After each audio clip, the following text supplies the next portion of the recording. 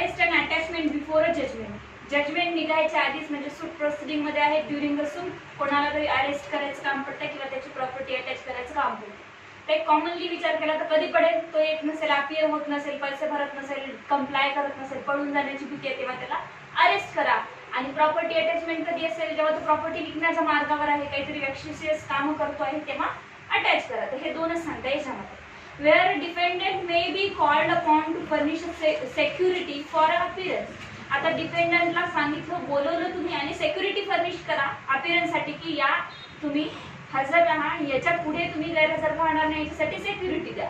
Where at any stage of a suit other than a suit of a nature referred to in section 16 clause A to D, the court is satisfied by affidavit or otherwise.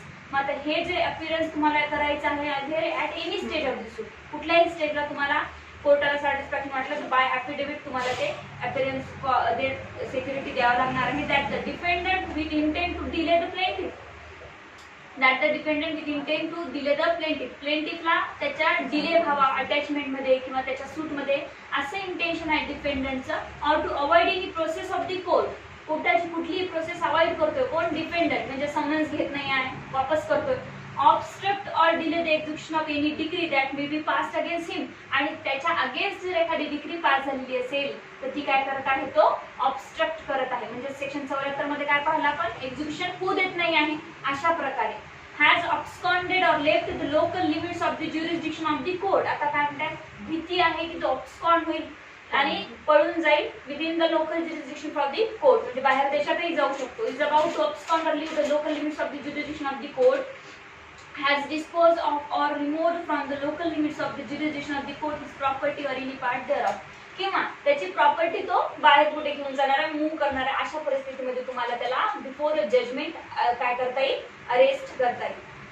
That the defendant is about to leave India under circumstances affording reasonable probability that the plaintiff will or may thereby be obstructed or delayed in the execution of any decree that may be passed against the defendant in the suit. आता इथे काय करतोय, defendant about to leave India, म्हणजे भारत देश सोडून बाहेर जाण्याच्या मार्गावर आहे, तशी प्रॉबेबिलिटी इथे दिसत आहे. That the plaintiff will or may thereby obstructed or delay in the execution of any decree that may be passed against the defendant in the suit. जी काही डिक्री त्याच्या डिफेंडंट मध्ये पास होण्याची शक्यता आहे किंवा झालेली आहे, अशा बाबतीत काय करणार आहे हा, ड्युरिंग द प्रोसिडिंग चालली आहे. मग आता इथे कुठली प्रोसिडिंग सुरू असेल, एक्झिक्युशनची प्रोसिडिंग सुरू आहे. वरती कोणते सांगितले डायरेक्टली त्यांनी की सूट सुरू होता बिफोर अ जजमेंट, ठीक आहे की नाही. अशा प्रकारे सुद्धा काय होणार आहे, त्याला तुम्ही अरेस्ट करू शकता. The court affording reasonable probability that the plaintiff will may thereby obstruct or delayed in the execution of any decree that may be passed against the defendant in the suit. Yes, इथे असं म्हटलं की about to leave, पहिलं तर तो under circumstances according reasonable probability, under circumstances अशा काही म्हणजे याच्यामध्ये सर्कमस्टन्सेस मध्ये की अशी काही त्याला अपॉर्च्युनिटी आहे, दिसत आहे प्लेंटिफला की तो काय करणार आहे, ऑब्स्ट्रक्ट करणार आहे एक्झिक्युशन, ठीक आहे की नाही. अशी रिजनेबल प्रॉबेबिलिटी दिसत आहे, ठीक आहे की नाही, प्लेंटिफला. म्हणजे आता समजा इथे हे घर अटॅचमेंट करायचं होतं, पण 2-3 वेळा तुम्ही लक्षात आलं की ते 4-5 गुंड लोक येऊन गेलेले आहे, घर पाडण्याच्या मागे जेसीबी आणून ठेवलाय बाजूला, प्रॉबेबिलिटी आहे की हे घर काय करणार आहे, ऑब्स्ट्रक्ट करणार आहे, एक्झिक्युशन ऑब्स्ट्रक्ट करणार आहे. तर अशा बाबतीत मग जर तसं वाटलं, सर्कमस्टन्सेस दिसले, तर तुम्ही त्याला अरेस्ट करू शकता आणि प्रॉपर्टी अटॅच करू शकता. The court may issue warrant to arrest the defendant and brings him before the court. Court काय करणार आहे, मग वॉरंट काढणार आहे, त्याला समोर घेऊन येणार, कोर्टाचे आदेश देणार. Court to show cause why he should not furnish security for his appearance. मग अशा प्रकारे वॉरंट काढून जेव्हा कोर्ट त्याला बोलवतो, तर कोर्ट त्याला विचारतो की का आम्ही तुम्हाला सिक्युरिटी मागू नये, ठीक आहे की नाही. कारण आम्हाला आता प्रॉबेबिलिटी दिसत आहे की तुम्ही पळून जाण्याच्या याच्यात आहात किंवा तुम्ही प्रॉपर्टी ऑब्स्ट्रक्ट करण्याच्या, एक्झिक्युशन ऑब्स्ट्रक्ट करण्याच्या मार्गावर आहात, ठीक आहे. Provided that the defendant shall not be arrested if he pays to the officer interested with the execution of the warrant any sum specified in as sufficient to satisfy the plaintiff's claim. आता इथे काय म्हटलं आहे की जेव्हा execution जो officer आहे त्याला वॉरंट घेऊन अरेस्ट करायला जातो, ठीक आहे की नाही, कुठल्याही पोलीस ऑफिसर असो किंवा एक्झिक्युशन करायला गेलेला एक्झिक्युटिव्ह ऑफिसर असो, तेव्हा त्या पर्सननी म्हणजे डिपेंडंटनी काही सम पे करायची ती आणि ती पे करून दिली तर त्याला अरेस्ट करता येईल, कळलं, ठीक आहे. तर मग आता त्याला अरेस्ट करता येईल का नाही नाही, बिकॉज त्यांनी फुलफिल केलेली आहे तुमची कंडिशन, काही गरज नाही. And such a sum shall be held in deposit by the court until the suit is disposed of or until the further order of the court. मतलब कोर्ट मध्ये डिपॉझिट होईल जोपर्यंत फर्दर ऑर्डर निघणार नाही. Specifically त्याच्यासाठीच order असेल तरच ना मॅडम ती पैसे जर साठी अरेस्ट ते दिलं आहे हे बघा. And such a sum shall be held in deposit. ठीक आहे, इथे म्हटलं warrant any sum specified in warrant.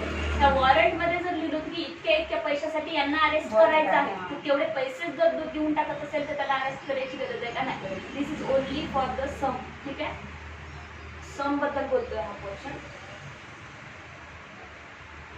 आता इथे सिक्युरिटी सांगितलंय. सिक्युरिटी काय होत, काही नाही, सोपं सिक्युरिटी द्यायची डिपेंडंटनी.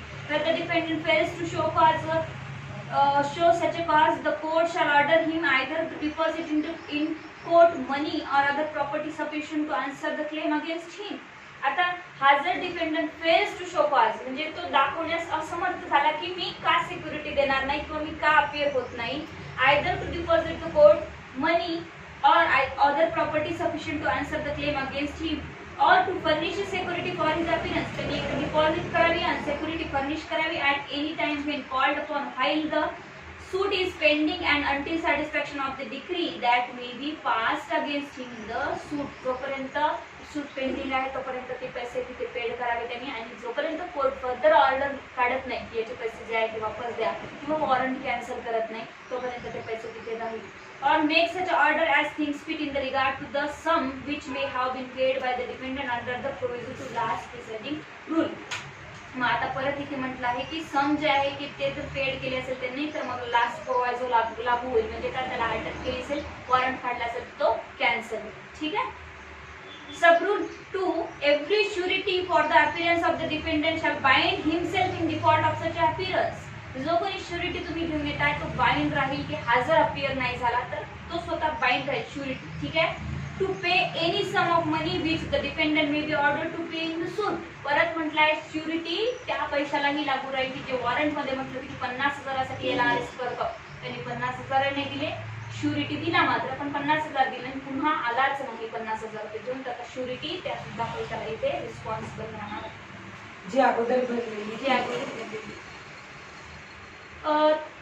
Rule 3, procedure on application by surety to be discharge. आता श्युरिटीला डिस्चार्ज व्हायचंय. श्युरिटी म्हणतो की हे बघा आता मला याचं श्युरिटी राहायचं नाही, श्युरिटी म्हणू शकतो आपण. CRPC मध्ये पण बघितलं, तुम्ही कंटाळून गेले मित्र म्हणून तर तुम्ही श्युरिटी होऊन गेले पण तो येतच नाही, वारंवार कोर्टाच्या नोटीस तुम्हाला येतात, किंवा मग कोर्टाला जर वाटलं की हा श्युरिटी बरोबर नाही, ऑलरेडी याच्यावर गुन्हे दाखल आहे, तर कोर्टही रिमूव्ह करू शकतो. तर बघूया कधी डिस्चार्ज होईल.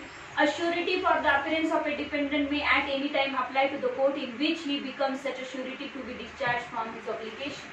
त्याच्या ड्युटी पासून त्याला कोर्ट डिस्चार्ज करू शकतं किंवा तो at any time to the court apply करू शकतो की मला माझ्या लायबिलिटी पासून डिस्चार्ज करा, मी श्युरिटी राहणार नाही.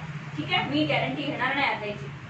Subrule 2, on such application being made, जेव्हा ही application केलं, the court shall summon to the defendant to appear or if it thinks fit may issue a warrant for his arrest in the first instance. आता अशी श्युरिटीचा अर्ज तुमच्याकडे आला कोर्टाकडे किंवा कोर्टाने श्युरिटीला discharge केलं तर पहिले आता डिफेंडंटला एक नोटीस पाठवणार की तुम्ही आणि हजर राहा कारण तुमची श्युरिटी आता गेली. अपियर झाल्यानंतर किंवा मग कोर्ट डायरेक्टली त्याला अरेस्ट करूनही आणू शकतो वॉरंट पाठवून. येत नसेल तर हे depend upon the circumstances and सिच्युएशनवर डिपेंड करतात. Subrule 3, on the appearance of the defendant in presence of the summons or warrant. Summons किंवा वॉरंट पाठवून कसा तरी आता डिपेंडंट कोर्टामध्ये आला आहे, और ऑन हिज व्हॉलंटरी सरेंडर स्वतःहून आलाय, the court shall direct the surety to be discharge for his obligation and shall call upon the defendant to find a fresh surety. मग त्याला कोर्ट सांगून देणार की तुझी श्युरिटी आता डिस्चार्ज झाली आहे, जा आणि फ्रेश श्युरिटी घेऊन म्हणजे कोणीतरी दुसरा माणूस घेऊन. ठीक आहे.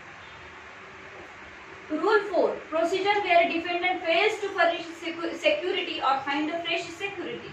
आता फेल्स झाला फर्निश सिक्युरिटी करायला, पहिले केलीच नाही आणि मग जरी केली असेल तरी डिस्चार्ज झाल्यानंतर फ्रेश सिक्युरिटी आणायला फेल झाला.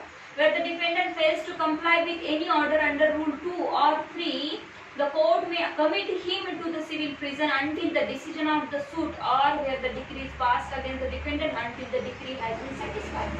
कुठपर्यंत ठेवू शकतो? डिक्री सॅटिस्फाय होईपर्यंत किंवा अंटिल नेक्स्ट ऑर्डर त्याच्या अगेन्स्ट किंवा सूट मध्ये काहीतरी लागेपर्यंत सिव्हिल प्रिझन मध्ये कोर्ट त्याला ठेवू शकतो. provided that no person shall be detained in a prison under this rule in any case for the longer period than 6 months. पण अशा केसेस मध्ये 6 महिन्याच्या वर तुम्ही त्याला जेलमध्ये प्रिझन मध्ये ठेवू शकत नाही. अंटिल नेक्स्ट सूट म्हटलं, अंटिल द सॅटिस्फॅक्शन म्हटलं तरी पण याला प्रोव्हाइड आहे की 6 महिने. ठीक आहे.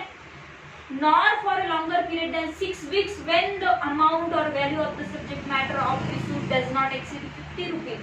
50 रुपये जर बुडवले असेल, 50 रुपयापर्यंत बुडवले असेल तर 6 वीक्सच्या वर त्याला ठेवू शकत नाही. ठीक आहे की नाही. Provided also that no person shall be detained in a prison under this rule after he has complied with such order. जर कंप्लाय करत असेल ऑर्डरला तर कुठल्याही प्रकारे त्याला अरेस्ट करून आणि डिटेन करून ठेवण्याची गरज नाही. म्हणजे अरेस्ट करून घेऊन गेले पण 50 रुपये त्यांनी देऊन टाकले तेव्हा आता परत डिटेन करून ठेवू शकता का नाही. हे अरेस्ट. आता अटॅचमेंट बिफोर अ जजमेंट करूया. Where dependent may be called upon to furnish security for production of a property. डिपेंडंटला बोलवलं होतं कशासाठी? Furnish security for production of document property. आपण जे बघितलं होतं तुम्ही मला शोपर मध्ये जर 3 मंथ्स दिले होते 5000च्या वर तेच असेल सांगणार होते.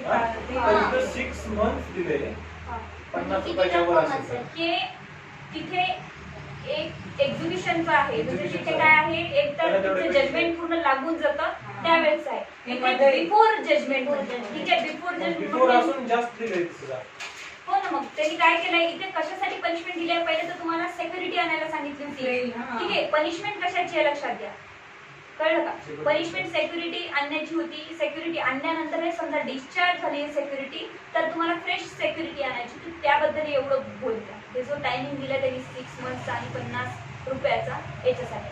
अमाऊंट कितीही असेल तरी तुम्ही 6 मंथपेक्षा त्याला जास्त अरेस्ट करू शकत नाही. पुढे म्हटलं समजा अमाऊंट किती असेल पण 50 रुपयाच्या कमी आहे अमाऊंट तर मग त्याला 6 वीक्सच्या तुम्ही जास्त अरेस्ट करून ठेवू शकता. ठीक आहे. Where at any stage of the suit the court is satisfied by the affidavit or otherwise that the defendant with intent to obstruct or delay the execution of any decree that may be passed against him. आता इथे काय करतो attachment before a judgement. पण अजून आता तुम्ही इतकं confuse होऊ नका बरं. हे मॅडम तुम्ही तर म्हणताय हे सगळं बिफोर जजमेंट म्हणताय. बिफोर जजमेंट कशाच मॅडम? हे एक्झिक्युशनचं बोलतो. ठीक आहे की नाही. आता सूट सुरू झाला, आता सूट लागला, एखादी प्रॉपर्टी एक्झिक्युशनला तुम्ही अप्लिकेशन टाकला नाही यांना म्हणून त्यांना काय होतं घरी गेलं कन्फ्युजन. ठीक आहे. तर इथे एक्झिक्युशनची प्रोसिडिंग सुरू आहे असं डोक्यात घ्या आणि त्या एक्झिक्युशनचं अजून जजमेंट लागायचं. आणि पहिला आपण 55 मध्ये काय पाहतो त्या सेक्शनचं एक्झिक्युशनचं जजमेंट लागलं होतं प्लेंटिफच्या फेवर मध्ये. आता प्लेंटिफ कलेक्टरकडे गेला होता तिथे आणि कलेक्टर जाऊन तिथे काय करत होता अटॅचमेंट आणि अरेस्ट करायला पाहत होता. तेव्हा तो ऑब्स्ट्रक्ट करत होता तर तेव्हा त्याला ती पनिशमेंट होती 58. आणि इथे काय आहे ऑलरेडी सुरू आहे एक्झिक्युशनचं प्रोसिडिंग. एक्झिक्युशनच्या प्रोसिडिंग मध्ये डिपेंडंटला म्हणताय कोर्ट की तुम्ही सिक्युरिटी घेऊन या, तुम्ही हे करा ते करा. हे ऑर्डर कोर्टाच्या कंप्लाय करत नाही. जजमेंट अजून निघालं काय एक्झिक्युशनचं नाही. ठीक आहे. सो इथे is about to dispose of the whole or any part of his property. एक्झिक्युशनला टाकला दावा, डिपेंडंटला माहित झालं की आता माझी प्रॉपर्टी जाणार. तो काय करतो आहे डिस्पोज करायला, होल किंवा पार्ट डिस्पोज करण्याचा प्रयत्न करतो आहे. is about to remove the whole or any part of his property from local limits of the jurisdiction of the court. Remove करण्याचा प्रयत्न करतात. कुठली तरी मूवेबल प्रॉपर्टी असेल तर लोकल लिमिट्स मधून ज्युरिस्डिक्शनच्या. ठीक आहे की नाही. The court may direct the defendant within the time to be fixed by it either furnish a security in such a sum as may be specified in the order to produce and place at the disposal of the court. आता इथे काय म्हटलं आहे अशा परिस्थितीमध्ये court जे काही specified order तुम्हाला देणार आहे सिक्युरिटी फर्निश करण्यासाठी आणि ती जी काही प्रॉपर्टी आहे ती प्रोड्यूस करा कुठे at the place disposal of the court. म्हणजे आता कोर्टाकडे द्या. जोपर्यंत कोर्ट डिस्पोज ऑफ करणार नाही त्या प्रॉपर्टीला तोपर्यंत ती तिथेच राहील. व्हेन रिक्वायर्ड काय रिक्वायरमेंट आहे ती the said property or value of the same or such a portion thereof as may be sufficient to satisfy the degree or to appear and show cause why he should not furnish a security. परत ती घेतल्यानंतर परतही court तुम्हाला एक प्रश्न विचारणार असेल की तुम्ही सिक्युरिटी का देत नाही आहात तुमचं अटॅचमेंट केल्यानंतर. The plaintiff shall, unless the court otherwise direct, specify the property required to be attached and estimate value thereof. आता प्लेंटिफला हे द्यायचंय कोर्टाला. कधी द्यायचं आहे? जोपर्यंत कोर्ट डायरेक्ट करतं तशा प्रकारे की जी प्रॉपर्टी आपण अटॅच केलेली आहे किंवा माझे अमाऊंट किती आहे. त्याच्याकडे 2 गाड्या आहेत, एक बाईक आहे एक कार आहे. तुमचे अमाऊंट किती आहे? 1 लाख आहे. बाईक मधून 1 लाख निघते का नाही? मग तुम्हाला स्पेसिफाय करायचं कोर्टाला की सर कार पण आहे याच्याकडे, तुम्ही कार याची जप्त करा. ते प्लेंटिफला स्पेसिफाय करा. आणि estimate value thereof means तुमची जी रक्कम आहे ती कोणत्या प्रॉपर्टीला मॅच होती आहे त्याची. ठीक आहे, म्हणजे कोणती प्रॉपर्टी नेमकी अटॅच करावी. नाही तर 2-3 बाईक अटॅच करण्यापेक्षा एक कार अटॅच केलेली कधी परवडते. सो एस्टिमेट करायची value. The court may also in the order direct the conditional attachment of the whole or any portion of the property so specified. Conditional attachment हे तुम्ही तिथे करू शकता. कशी, हे नाही तर मग तुमचं प्रॉपर्टी दुसरी अटॅच करू आम्ही असं डॉक्युमेंटही ठेवून घेऊ शकता तुमच्याकडून काही प्रॉपर्टीचे. ठीक आहे. If an order of attachment is made without complying with the provision of subrule 1 of these rules, such attachment shall be void. आता subrule 1 हे जे आहे ना, subrule 1 इथे subrule 1 होतं हे where at any stage of the court satisfied affidavit वगैरे. ठीक आहे की नाही.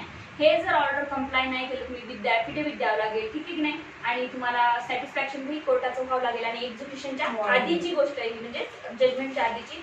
असे जर ऑर्डर कधीही काढले, ऑर्डर 1 सबरूल 5 रूल 5 सबरूल 1 ला जर कंप्लाय नाही केले तर ते ऑर्डर वॉइड मानल्या जाईल. ठीक आहे.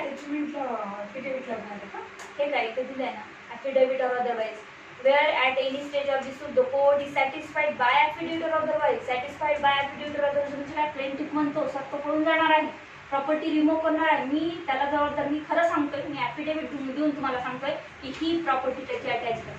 हे सगळ्या कंडिशन तुम्हाला that the dependent with intent to obstruct or delay execution of any degree that may be pass against him.